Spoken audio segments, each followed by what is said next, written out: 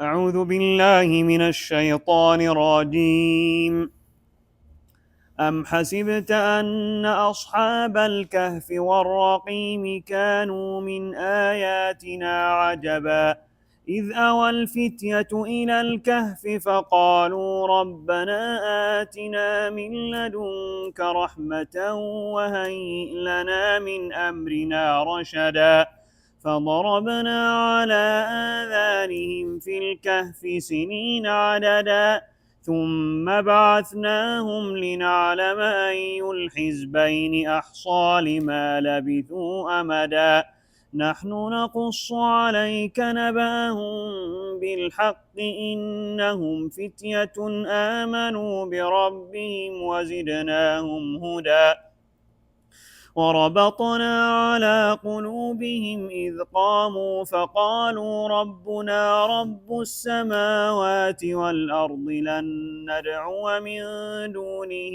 إلها لقد قلنا إذا شططا هؤلاء قومنا اتخذوا من دونه آلهة لولا يأتون عليهم بسلطان بين فمن أظلم ممن افترى على الله كذبا وإذ اعتزلتموهم وما يعبدون إلا الله فأووا إلى الكهف ينشر لكم ربكم من رحمته ويهيئ لكم من أمركم مرفقا. بسم الله الرحمن الرحيم. الحمد لله والصلاة والسلام على رسول الله وعلى آله وصحبه ومن والاه.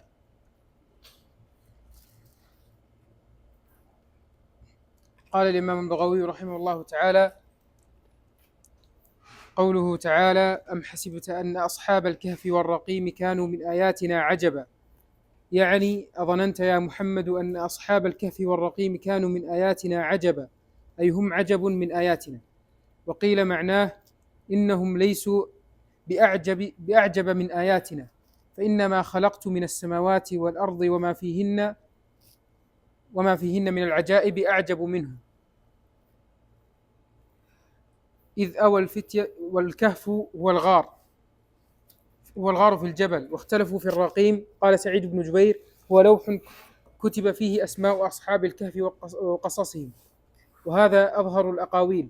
ثم وضعوه على باب الكهف، وكان اللوح من رصاص، وقيل من حجارة، فعلى هذا يكون الرقيم بمعنى المرقوم أي المكتوب، والرقم الكتابة. وحكي عن ابن عباس أنه اسم للوادي الذي فيه أصحاب الكهف، وعلى هذا هو من رقمة الوادي وهو جانبه. وقال كعب الأحبار: هو اسم للقرية التي خرج منها أصحاب الكهف. وقيل اسم للجبل الذي فيه الكهف. ثم ذكر الله قصة أصحاب الكهف فقال: إذ أوى الفتية إلى الكهف، أي صاروا إليه، واختلفوا في سبب مصيرهم إلى الكهف. فقال محمد بن إسحاق بن يسار: مرج أهل الإنجيل وعظمت فيهم الخطايا وطغت فيهم الملوك حتى عبدوا الأصنام وذبحوا الطواغيت، وفيهم بقايا على دين المسيح متمسكين بعبادة الله وتوحيده. فكان ممن فعل ذلك من ملوكهم ملك من الروح يقال له دقيانوس، عبد الأصنام وذبح للطواغيت وقتل من خالفه، وكان ينزل قرى الروم ولا يترك في قرية نزلها أحدا إلا فتنه حتى يعبد الأصنام ويذبح للطواغيت أو قتله، حتى نزل مدينة أصحاب الكهف، وقيل وهي أفسوس. فلما نزلها كبر على أهل الإيمان فاستخفوا منه وهربوا في كل وجه. وكان دقيانوس حين قدمها أمر أن يتبع أهل الإيمان فيجمع له، واتخذ شرطا من الكفار من أهلها يتبعون أهل الإيمان في أماكنهم فيخرجونهم إلى دقيانوس فيخيرهم بين القتل وبين عبادة الأوثان والذبح للطواغيت، فمنهم من يرغب في الحياة ومنهم من يأبى أن يعبد غير الله فيقتل. فلما رأى ذلك أهل الشدة في الإيمان بالله جعلوا يسلمون أنفسهم للعذاب والقتل، فيقتلون ويقطعون، ثم يربط ما قطع من أجسامهم على سور المدينة من نواحيها وعلى كل باب من أبوابها، حتى عظمت الفتنة فلما رأى ذلك الفتية حزنوا حزنا شديدا، فقاموا واشتغلوا بالصلاة والصيام والصدقة والتسبيح والدعاء، وكانوا من أشراف الروم، وكانوا 8 نفر. بكوا وتضرعوا إلى الله وجعلوا يقولون: ربنا رب السماوات والأرض لن ندعو من دونه إلها. وقال يقولون: ربنا رب السماوات والأرض لن ندعو من دونه إلها، لقد قلنا إذا شططا إن عبدنا غيره. اكشف عن عبادك المؤمنين هذه الفتنة، وارفع عنهم هذا البلاء حتى يعلنوا عبادتك. فبينما هم على مثل ذلك وقد دخلوا في مصلى لهم أدركهم الشرط فوجدوهم وهم سجود على وجوههم. وقد خلوا، وقد دخلوا، وقد خلوا. نعم، لا، وقد خلوا. نعم. وقد خلوا في مصلى لهم أدركهم الشرط فوجدوهم وهم سجود على وجوههم يبكون ويتضرعون إلى الله، فقالوا لهم: ما خلفكم عن أمر الملك؟ انطلقوا إليه. ثم خرجوا فرفعوا أمرهم إلى دقيانوس، فقالوا: تجمع الناس للذبح لآلهتك، وهؤلاء الفتية من أهل بيتك يستهزئون بك ويعصون أمرك. فلما سمع بذلك بعث إليهم، فأتى بهم تفيض أعينهم من الدمع معفرة وجوههم بالتراب، فقال لهم: ما منعكم أن تشهدوا الذبح لآلهتنا التي تعبد في الأرض، وتجعلوا أنفسكم أسوة لسادات من أهل مدينتكم؟ اختاروا: إما أن تذبحوا لآلهتنا وإما أن أقتلكم. فقال مكسلمين وهو أكبرهم: إن لنا إلها ملأ السماوات والأرض عظمة، لن ندعو من دونه إلها أبدا، له الحمد والتكبير والتسبيح من أنفسنا خالصا أبدا، إياه نعبد وإياه نسأل النجاة والخير، فأما الطواغيت فلن نعبدها أبدا، فاصنع بنا ما بدا لك. وقال أصحاب مكسلمين لدقيانوس مثل ما قال مكسلمين. فلما قالوا ذلك أمر فنزع عنهم لبوسا كان عليهم من لبوس عظمائهم، ثم قال: سأفرغ لكم فأنجز لكم ما أوعدتكم من العقوبة، وما يمنعني أن أعجل ذلك لكم إلا أني أراكم شبانا حديثة أسنانكم، فلا أحب أن أهلككم حتى أجعل لكم أجلا تذكرون فيه وتراجعون عقولكم. ثم أمر بحلية كانت عليه من ذهب وفضة فنزعت عنهم، ثم أمر بهم فأخرجوا من عنده.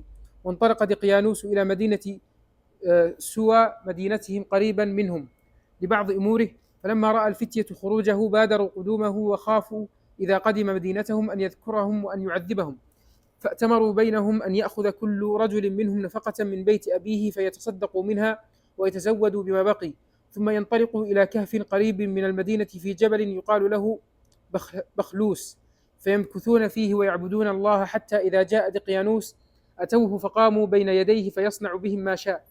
فلما قال ذلك بعضهم لبعض عمد كل فتى منهم إلى بيت أبيه فأخذ نفقة فتصدق منها، ثم انطلقوا بما بقي معهم، واتبعهم كلب كان لهم حتى أتوا ذلك الكهف فلبثوا فيه.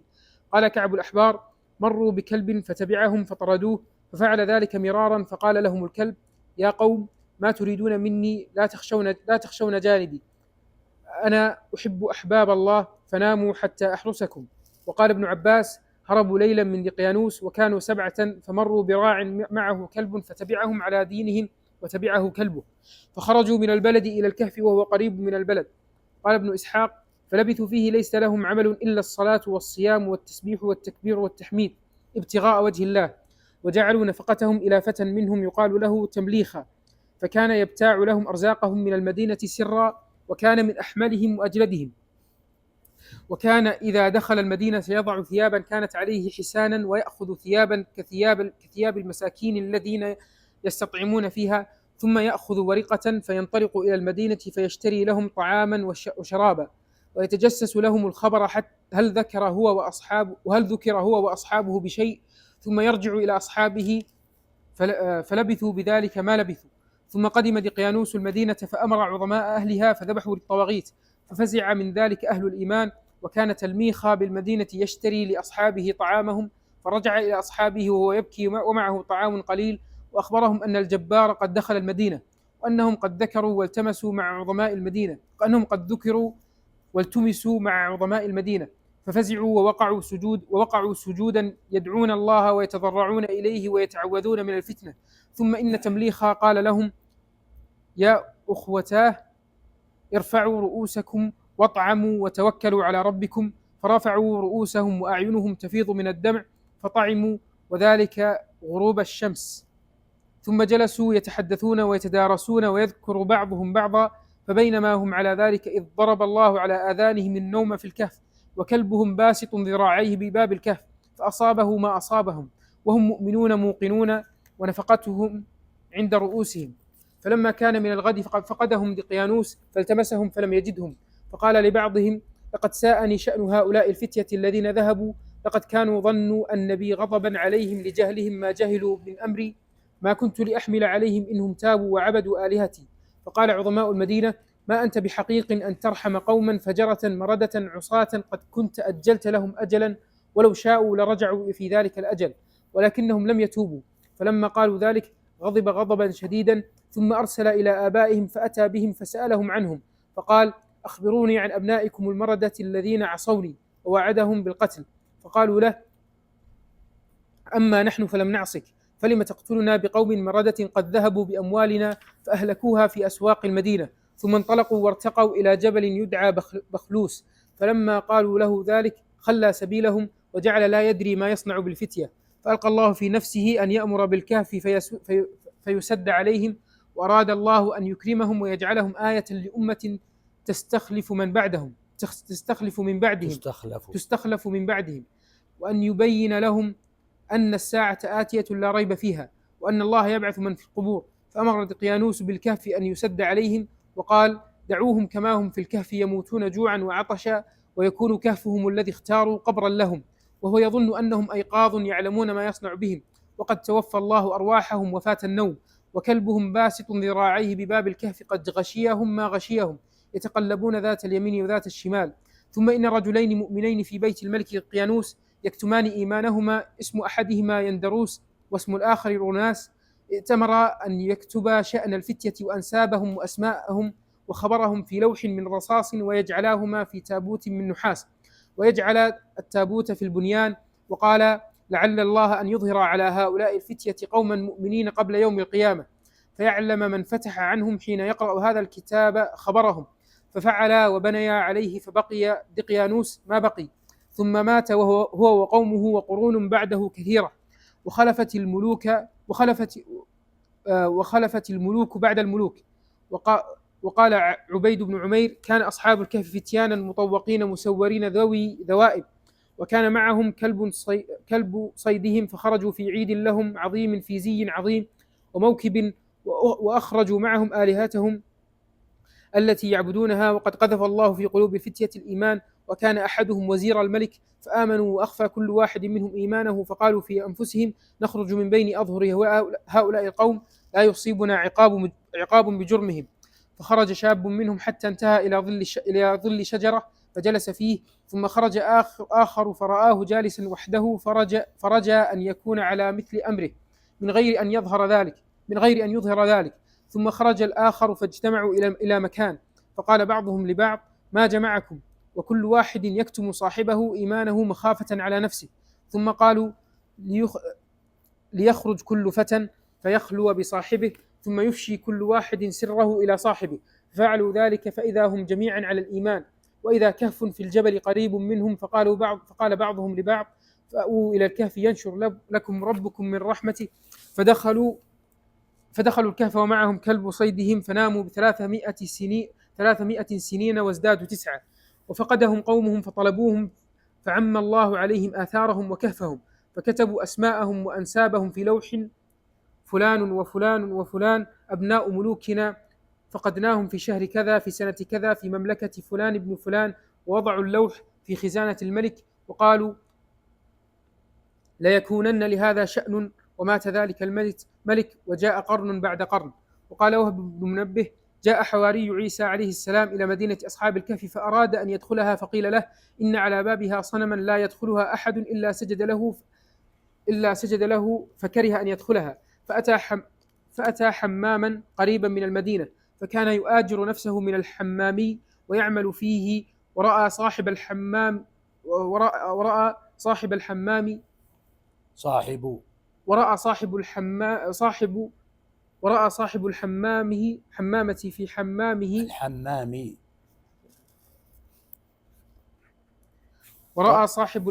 ورأى صاحب الحمام في حمامه البركة وعلقه فتية من أهل المدينة فجعل يخبرهم خبر السماء والأرض وخبر الآخرة حتى آمنوا وصدقوه.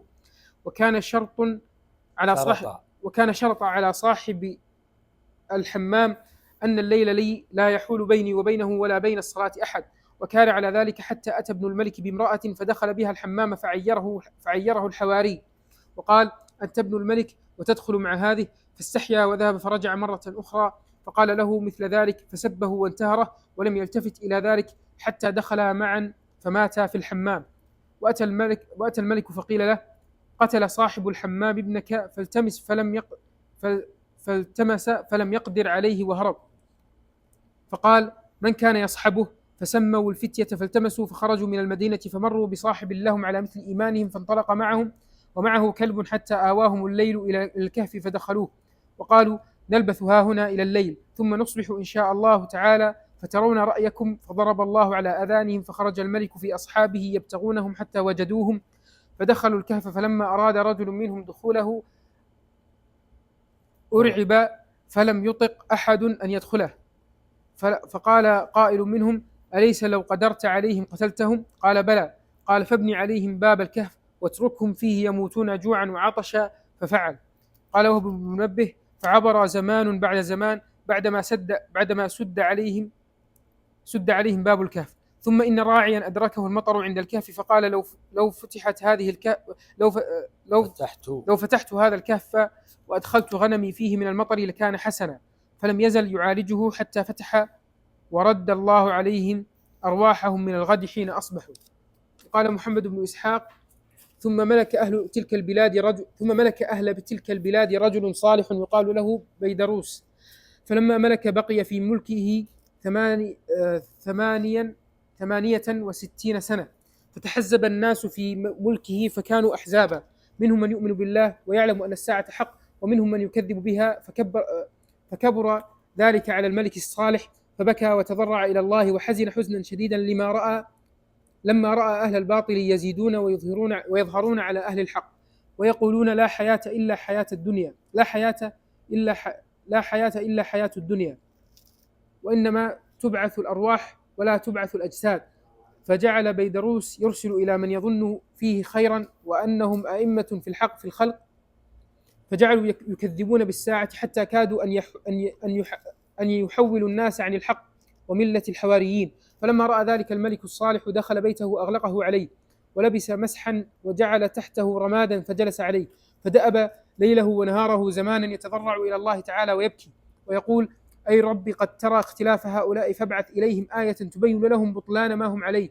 ثم إن الرحمن الرحيم الذي يكره هلكة العباد أراد أن يظهر الفتية أصحاب الكهف ويبين للناس شأنهم ويجعلهم آية وحجة عليهم ليعلموا أن الساعة آتية لا ريب فيها ويستجيب لعبده الصالح بيدروس ويتم نعمته عليه، وأن يجمع من كان تبدد من المؤمنين. فألقى الله في نفس رجل من أهل ذلك البلد الذي فيه الكهف وكان اسم ذلك الرجل أولياس أن يهدم ذلك البنيان الذي على فم الكهف فيبني به حظيرة لغنمه. فاستأجر غلامين فجعل ينزعان تلك الحجارة ويبنيان تلك الحظيرة حتى نزع ما على فم الكهف وفتح باب الكهف وحجبهم الله عن الناس بالرعب.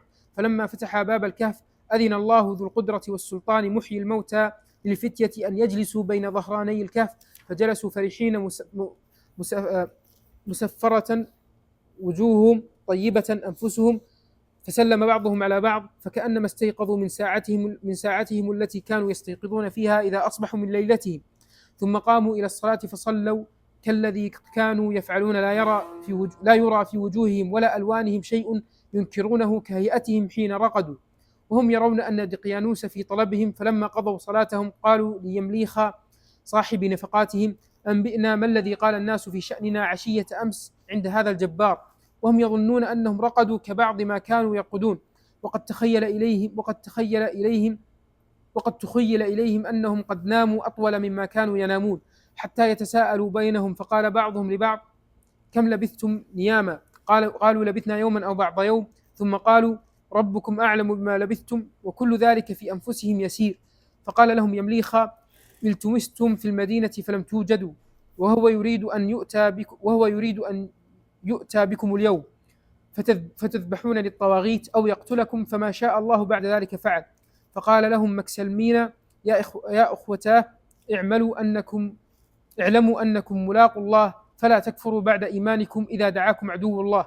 ثم قالوا ليمليخا: انطلق إلى المدينة فتسمع ما يقال علينا بها، وما الذي يذكر عند دقيانوس، وتلطف ولا تشعرن بك أحدا، وابتع لنا طعاما فأتنا به، وزدنا على الطعام الذي جئنا به وزدنا على الطعام الذي جئنا به، فقد أصبحنا جياعا. ففعل يمليخا كما كان يفعل، ووضع ثيابه وأخذ الثياب التي يتنكر فيها، وأخذ ورقا من نفقتهم التي كانت معهم والتي ضربت بطابع دقيانوس، فكانت كخفاف الربع. فانطلق يمليخا خارجا، فلما مر بباب الكهف رأى الحجارة منزوعة عن باب الكهف، فعجب منها، ثم مر ولم يبال بها حتى أتى باب المدينة مستخفيا، فصد عن الطريق تخوفا أن يراه أحد من أهلها فيعرفه ولا يشعر أن دقيانوس وأهله قد هلكوا قبل ذلك ب300 سنة. فلما أتى يمليخا باب المدينة رفع بصره فرأى فوق ظهر الباب علامة تكون لأهل الإيمان إذا كان الإيمان ظاهرا فيها، فلما رآها عجب وجعل ينظر إليها مستخفيا، وجعل ينظر يمينا وشمالا، ثم ترك ذلك الباب فتحول إلى باب آخر من أبوابها فرأى مثل ذلك، فجعل يخيل إليه أن المدينة ليست بالتي كان يعرف، ورأى ناسا كثيرا محدثين لم يكن يراهم قبل ذلك، فجعل يمشي ويتعجب ويخيل إليه أنه حيران. ثم رجع إلى الباب الذي أتى منه، فجعل يتعجب بينه وبين نفسه ويقول: يا ليت شعري ما هذا، أما عشية أمس كان المسلمون يخفون هذه العلامة ويستخفون بها، وأما اليوم فإنها ظاهرة، لعلي نائم. ثم يرى أنه ليس بنائم، فأخذ كساءه فجعله على رأسه، ثم دخل المدينة فجعل يمشي بين ظهري سوقها، فيسمع ناسا يحلفون باسم عيسى بن مريم، فزاده فرقا ورأى أنه حيران، فقام مسندا ظهره إلى جدار من جدر المدينة، يقول في نفسه: والله ما أدري ما هذا، أما عشية أمس فليس على ظهر الأرض إنسان أما عشية أمس فليس على ظهر الأرض إنسان يذكر عيسى بن مريم إلا قتل، وأما الغداة فأسمعهم، وكل إنسان يذكر اسم عيسى ولا يخاف أحدا. ثم قال في نفسه: لعل هذه ليست بالمدينة التي أعرف، والله ما أعرف مدينة قرب مدينتنا. فقام كالحيران، ثم لقي فتى فقال له: ما اسم هذه المدينة يا فتى؟ قال: اسمها أفسوس. فقال في نفسه: لعل بي مسا أو أمرا أذهب عقلي، والله يحق لي أن أسرع الخروج منها قبل أن أخزى فيها أو يصيبني شر فأهلك. ثم إنه أفاق فقال: والله لو عجلت الخروج من المدينة قبل أن يفطن بي لكان أيسر بي. فدنا من الذين يبيعون الطعام فأخرج الورقة التي كانت معه فأعطاها رجلا منهم، فقال: بعني بهذه الورق طعاما. فأخذها الرجل فنظر إلى ضرب الورق ونقشها فعجب منها، ثم طرحها إلى رجل من أصحابه فنظر إليها، ثم جعلوا يتطارحونها بينهم من رجل إلى رجل يتعجبون منها، ثم جعلوا يتشاورون بينهم ويقول بعضهم لبعض: إن هذا أصاب كنزا خبيئا في الأرض منذ زمان ودهر طويل. فلما رآهم يمليخا يتشاورون من أجله فرق فرقا شديدا، وجعل يرتعد ويظن أنهم قد فطنوا به وعرفوه، وأنهم إنما يريدون أن يذهبوا به إلى ملكهم دقيانوس. وجعل أناس آخرون يأتونه فيتعرفونه فلا يعرفونه، فقال لهم وهو شديد الفرق منهم: افضلوا علي، قد أخذتم ورقي فأمسكوها، وأما طعامكم فلا حاجة لي به. فقالوا له: من أنت يا فتى وما شأنك؟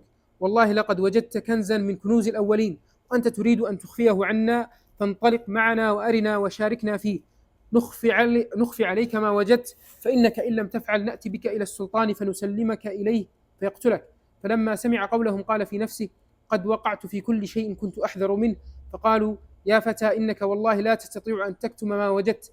فجعل يمليخا لا يدري ما يقول لهم وما يرجع إليهم، وفرق حتى ما وجد ما يخبر إليهم شيئا. فلما رأوه لا يتكلم أخذوا كساءه فطرحوه في عنقه، ثم جعلوا يقودونه في سكك المدينة صغيرهم وكبيرهم، حتى سمع به من فيها فسألوه ما الخبر؟ فقيل هذا رجل عنده كنز، فاجتمع إليه أهل المدينة صغيرهم وكبيرهم، فجعلوا ينظرون إليه ويقولون والله ما هذا الفتى من أهل هذه المدينة، وما رأيناه فيها قط وما نعرفه قط. فجعل يمليخا لا يدري ما يقول لهم. فلما اجتمع إليه أهل المدينة فرق فسكت فلم يتكلم، وكان مستيقنا أن أباه وإخوته بالمدينة، وأن حسبه ونسبه من أهل المدينة من عظماء أهلها، وأنهم سيأتونه إذا سمعوا به. فبينما هو قائم كالحيران ينتظر متى يأتيه بعض أهله فيخلصه من أيديهم إذ اختطفوه وانطلقوا به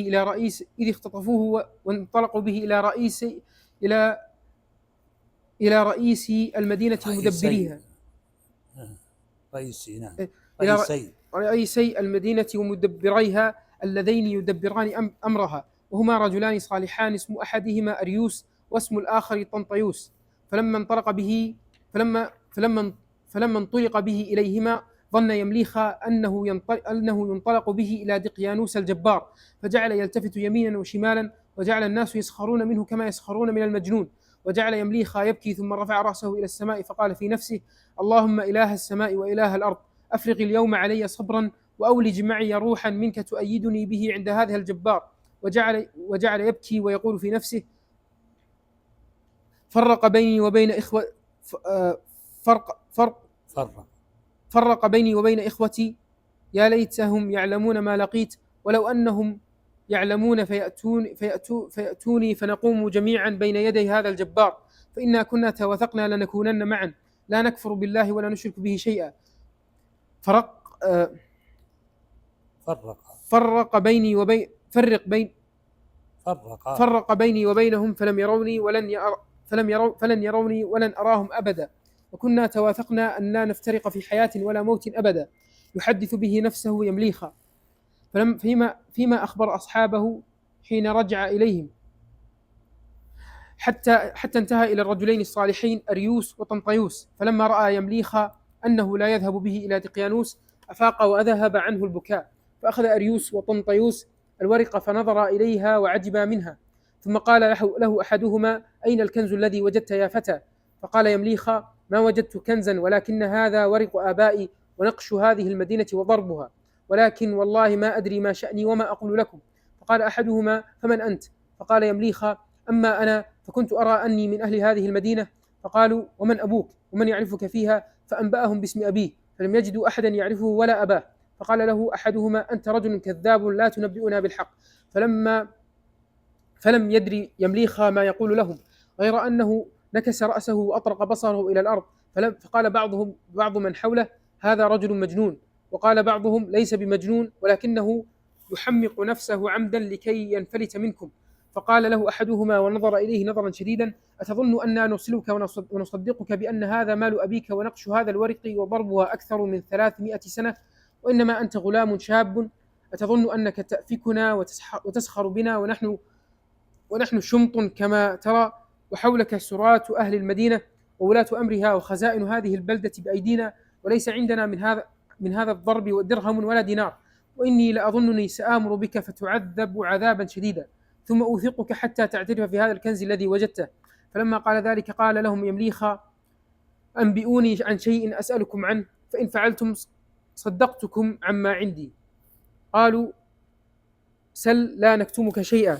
قال لهم ما فعل الملك دقيانوس؟ قالوا لا نعرف اليوم على وجه الأرض ملكا يسمى دقيانوس، ولم يكن إلا ملك هلك منذ زمان ودهر طويل، وهلكت بعده قرون كثيرة. فقال يمليخا إني إذا لحيران وما يصدقني أحد من الناس بما أقول، لقد كنا فتية على دين واحد وهو الإسلام، وإن الملك أكرهنا على عبادة الأوثان والذبح للطواغيت فهربنا منه عشية أمس فنمنا، فلما انتبهنا خرجت لأشتري لهم طعاما وأتجسس الأخبار فإذا أنا كما ترون، فانطلقوا معي إلى الكهف الذي في جبل بنجلوس أريكم أصحابي.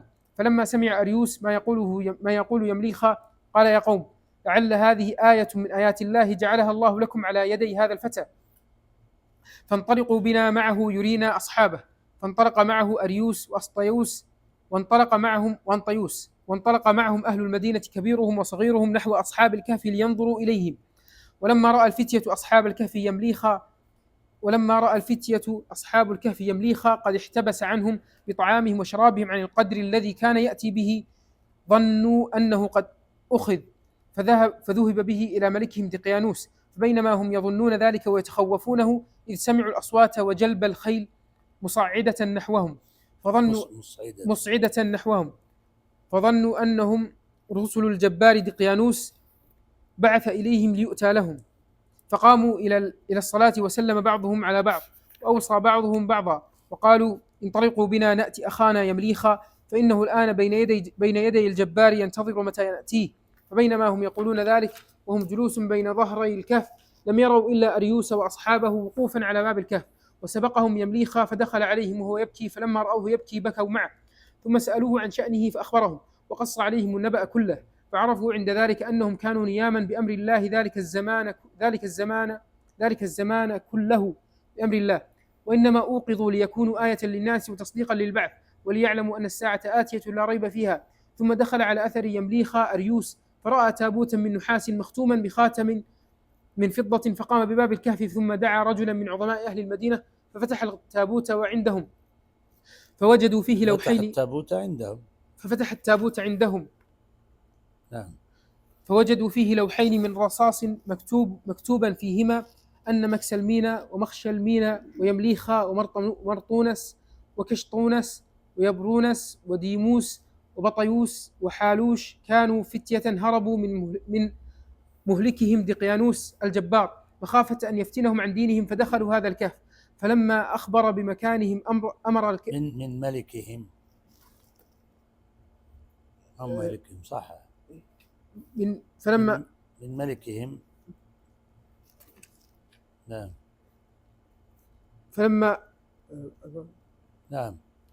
فلما أخبر بمكانهم أمر بالكهف فسد عليهم بالحجارة، وإنا كتبنا شأنهم وخبرهم ليعلمه من بعدهم إن عثر عليهم. فلما قرأوه وعجبوا وحمدوا الله الذي أراهم آية البعث فيهم، ثم رفعوا أصواتهم بحمد الله وتسبيحه، ثم دخلوا على الفتية إلى الكهف فوجدوهم جلوسا بين ظهرانيهم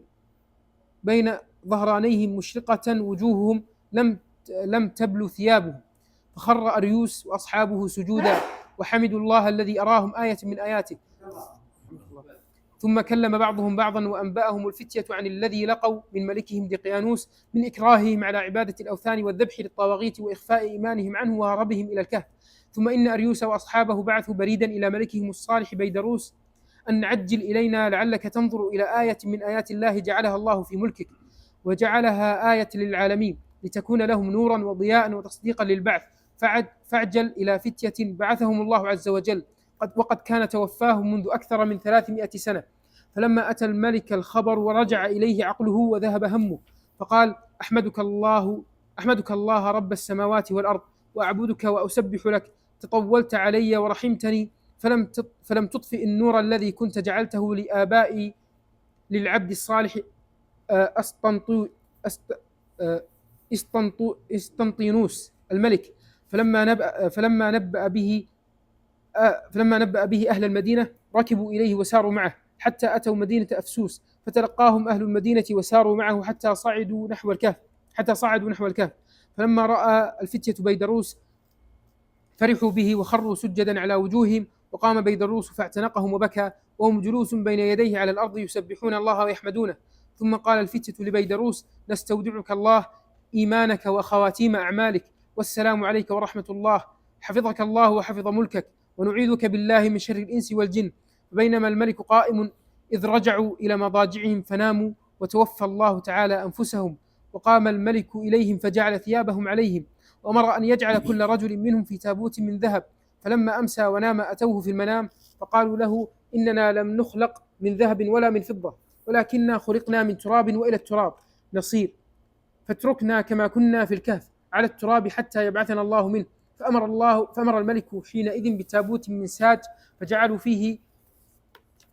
فيه وحجبهم الله حين خرجوا من عندهم بالرعب، فلم يقدر أحد على أن يدخل عليهم. فأمر الملك فجعل على باب الكهف مسجدا يصلى فيه وجعل لهم عيدا عظيما وأمر أن يؤتى كل سنة. وقيل إن يمليخا لما حمل إلى الملك الصالح قال له الملك: من أنت؟ قال: أنا رجل من أهل هذه المدينة. وذكر أنه خرج أمس أو منذ أيام، وذكر منزله وأقواما لم يعرفهم أحد. وكان الملك قد سمع أن فتية فقدوا في الزمن الأول، وأن أسماءهم مكتوبة على اللوح بالخزانة، فدعا باللوح وقد نظر في أسمائهم فإذا هو من أولئك القوم، وذكر أسماء آخرين فقال: يمليخا هم أصحابي. فلما سمع الملك ذلك ركب ومن معه من القوم، فلما أتوا باب الكهف قال يمليخا: دعوني حتى أدخل على أصحابي فأبشرهم، فإنهم إن رأوكم معي أرعبتموهم. فدخل فبشرهم، فقبض الله أرواحهم وأعمى عليهم أثرهم فلم يهتدوا إليهم. وذلك قوله عز وجل: إذ أوى الفتية إلى الكهف. بسم الله الرحمن الرحيم. الحمد لله رب العالمين، وصلى الله وسلم على نبينا محمد وعلى آله وصحبه أجمعين. اللهم علمنا ما ينفعنا وانفعنا بما علمتنا وزدنا علما يا رب العالمين. سبحانك لا علم لنا إلا ما علمتنا إنك أنت العليم الحكيم. يقول الله عز وجل: أم حسبت أن أصحاب الكهف والرقيم كانوا من آياتنا عجبا إذ أوى الفتية إلى الكهف فقالوا ربنا آتنا من لدنك رحمة وهيئ لنا من أمرنا رشدا فضربنا على آذانهم في الكهف سنين عددا ثم بعثناهم لنعلم أي الحزبين أحصى لما لبثوا أمدا. هذه الآيات استفتاح بديع للدخول في سرد هذه القصة العجيبة، قصة أهل الكهف، والتي سميت السورة باسمهم. وقد أسهب بعض المفسرين كما قد سمعتم من كلام الإمام البغوي في ذكر تفصيلاتها، وكل ما جاء فيها من روايات إنما هو مأخوذ من الإسرائيليات. ولما ضاق الوقت فإن نرجع الكلام إن شاء الله تعالى عن الإسرائيليات وما يجب على المسلم أن تجاه الإسرائيليات في التفسير. إن شاء الله تعالى نأتي إلى ذلك في الدرس القادم، والله أعلم، وصلى الله وسلم على نبينا محمد.